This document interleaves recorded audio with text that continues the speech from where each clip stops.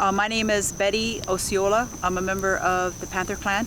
I'm a member of the Miccosukee tribe of Indians of Florida, but I'm also, some of my family, my mother was of the Seminole tribe of Florida.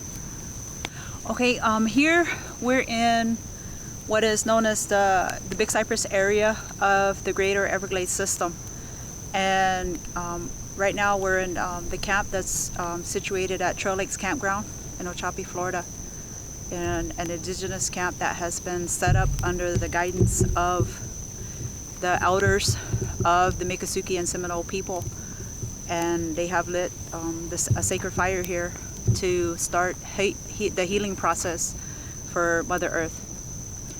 And we're in the area that we're in is in our ancestral territories of our people, and we reside all throughout Florida, what is now called Florida, but our people still refer to this land in our native tongue as Ichibomen, and that's our word for the land that we're on. Sometimes we also refer to as Yagnafashket because of the shape of the land. It's very sharp. Well, our day-to-day life, we're connected to the environment. You can't separate our people from the natural world, because we believe that we're a natural being in a natural world and part of Mother Earth, and we connect with our relatives, the air, the wind, the rain, the land, the water. We all consider those our relatives, and even all the plants and the animals, and we still connect with them as our relatives. And we see that it's our responsibility, as the Creator had given us, to oversee and care for His creation and all our relatives. And what we see here going on, and especially here in this land that they refer to as Florida, is that the surrounding communities, and even the society of the government relationship you have here in Florida, is that the quality of our water for many years has been very bad.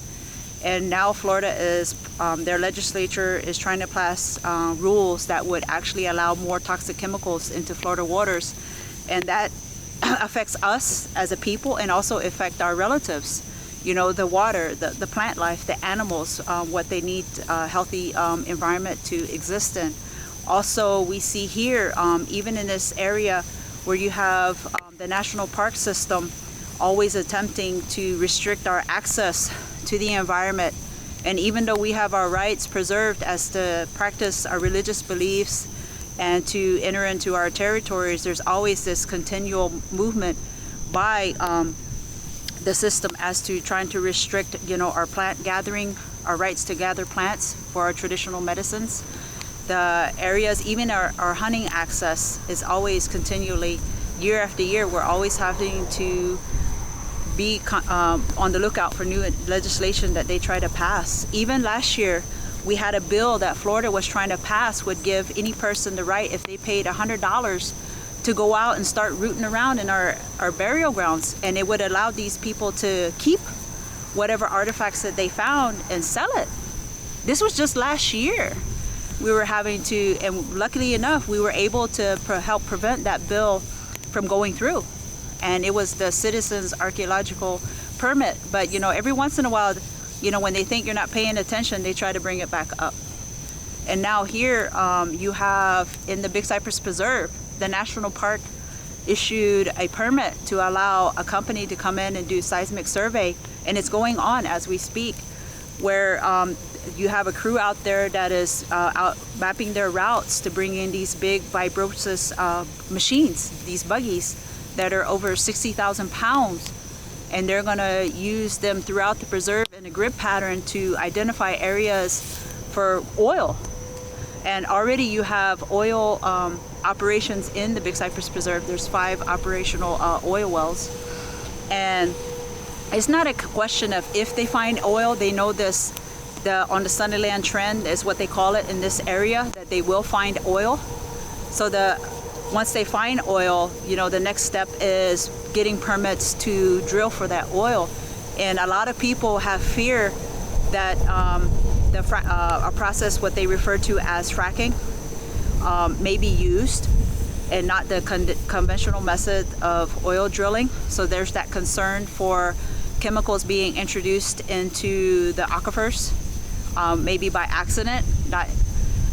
There's also, when you have all these machines running around in the Big Cypress Preserve, there's many areas of ancestral burial grounds of our people out there.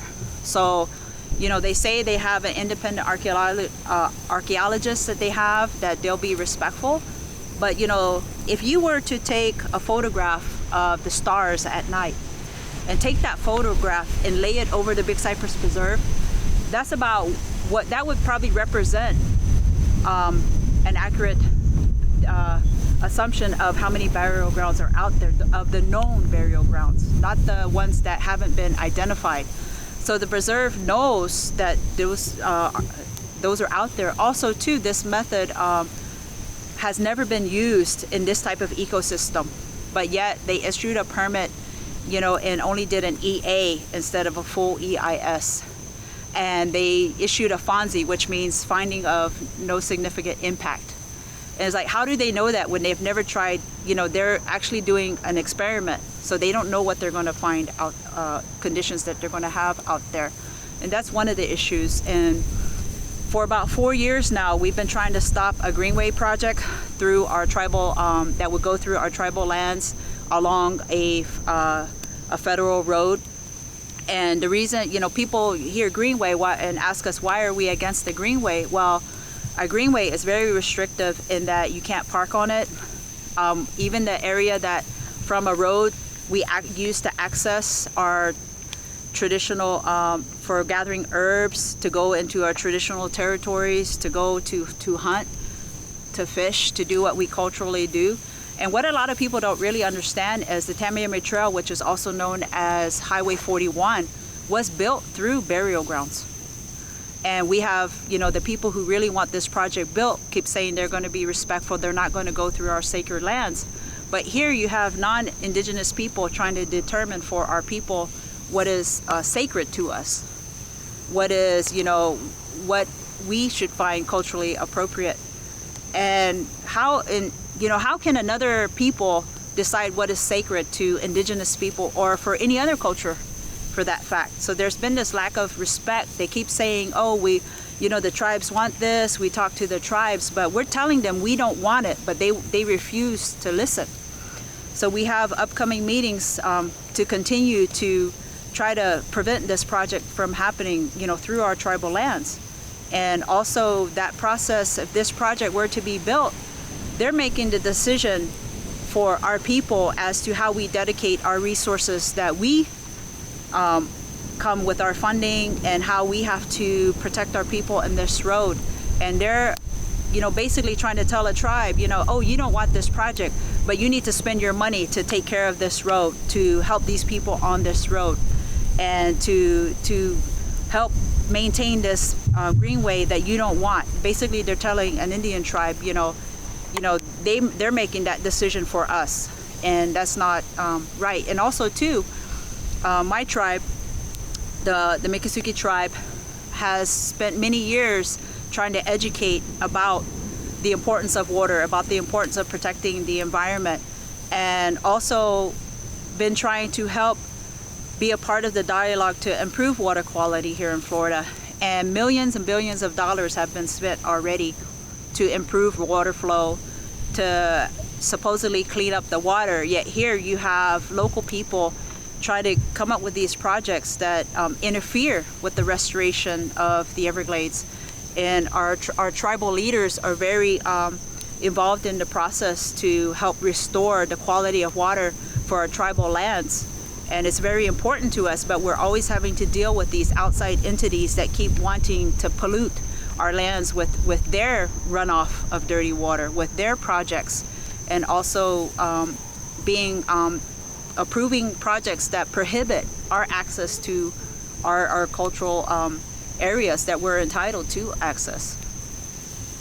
This camp, our elders have a vision of bringing tribes together, spiritual leaders, medicine people, elders together, because too long we have moved away from how Creator meant for us to live in harmony with Mother Earth.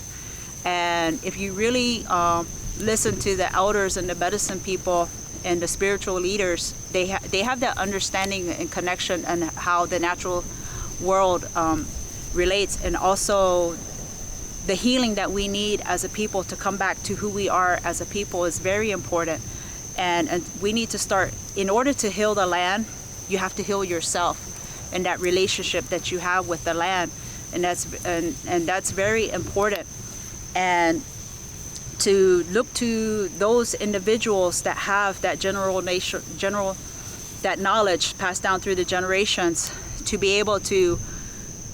Too long have we gone with another system that's not getting us nowhere, and the land gets more destroyed and more destroyed, and the people and the land need a lot of healing. And once we become at peace with who we are and happy with who we are, the less we're going to look for other things to make us happy, the less we're going to impose upon Mother Nature and her resources to make us happy. And the more we're going to care about what happens to the water, what happens to the land, and that's returning to who we are as a people. And this camp is a healing camp and trying to bring us back in harmony with who we are meant for as a people, because we're so lost. So much of our younger generation is lost. They're looking for something, and you have a lot of issues of depression and suicide and drug abuse because they're all looking for something.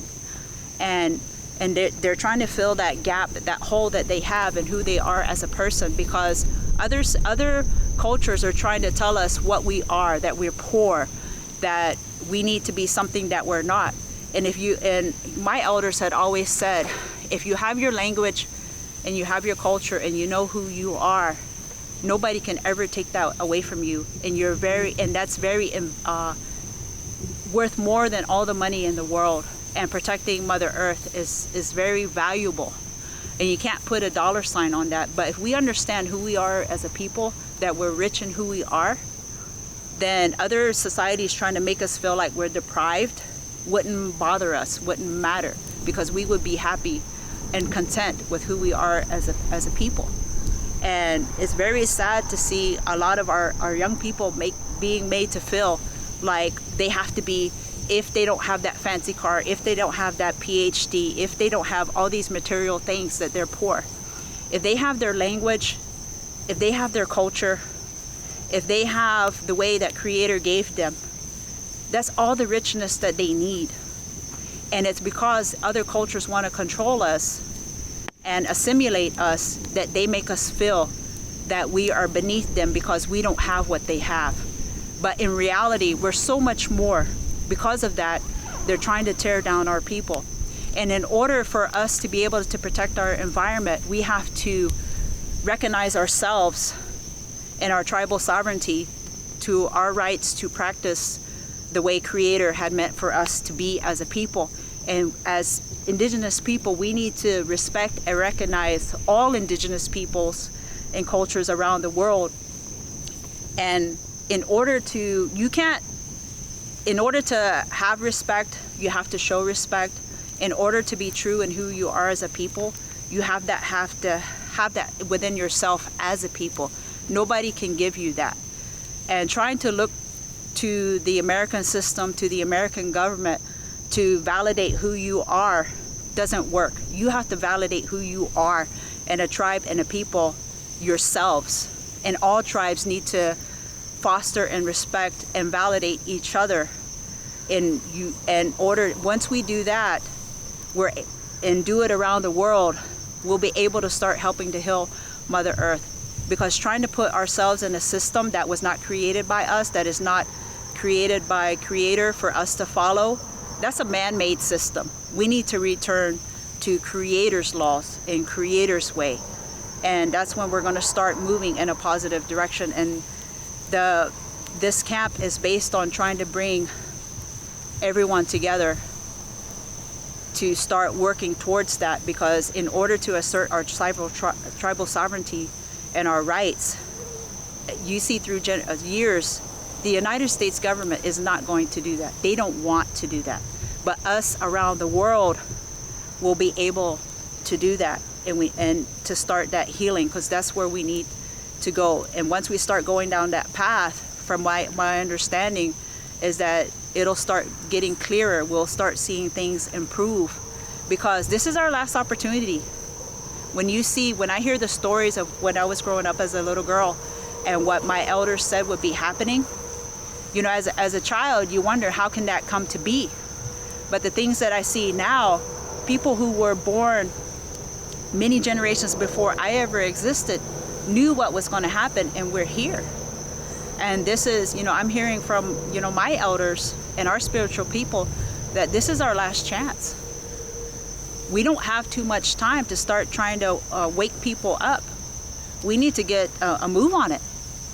And the more people that can come into that mindset, and a goal that I understand that our elders are looking at is to have that day where everyone comes together from all our peoples from around the world, and get these spiritual healers and medicine people together to guide us and how we need to, and what direction we need to go to start making sure there is a future for tomorrow for the future generations. Because the way it's going now, if we don't do something, there will be no future for the young kids, for the people to come. And they deserve that right for us to protect tomorrow for them. Nature gives a lot to us to survive. Nature cleans our air. It shares its life-giving force with us. And now is the time, because when Creator, for our people in our stories, when Creator made us after He created Mother Earth and the plant life and the animals, and then He made the two-legged to help take care of that. What all through these generations, all our relatives that He created keep sharing their life energy with us, keep sharing their breath with us. In order to help nature heal, it's our turn, the two-legged, to share our breath with nature. You go out and you say your prayer. When you're saying your prayer, whether it's to the water, if you touch the water, share your energy with the water. Say a prayer with the water. You know, when you go out and you do things, you know, make those decisions where you're not putting more demand on nature.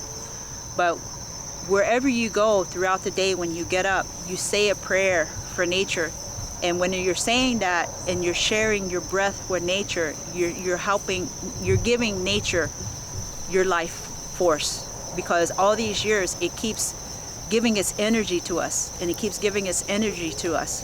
And she's at a point where how much more energy can she keep giving us for us to live? It's our turn as her children to start sharing our energy and our prayer with her. And maybe it doesn't sound like much, but that's the most powerful thing you can do, is to share your prayer and quit asking for stuff for yourself. When you say your prayer, say a healing prayer of how you want her to heal, how you want her to have her water clean, how you want her to have the air clean, how you want to change the minds and heart of people, our relatives, to appreciate her and to love her. It's time for us to start loving her again. Because like that child, that relative that just takes and takes and takes, that's what we're doing. She keeps loving us and sharing her love. It's our turn to give that back to her, and that will start healing her. But we can't do that until we start healing ourselves, to realize that's what we need to do. Because in order to save nature, we have to save ourselves first.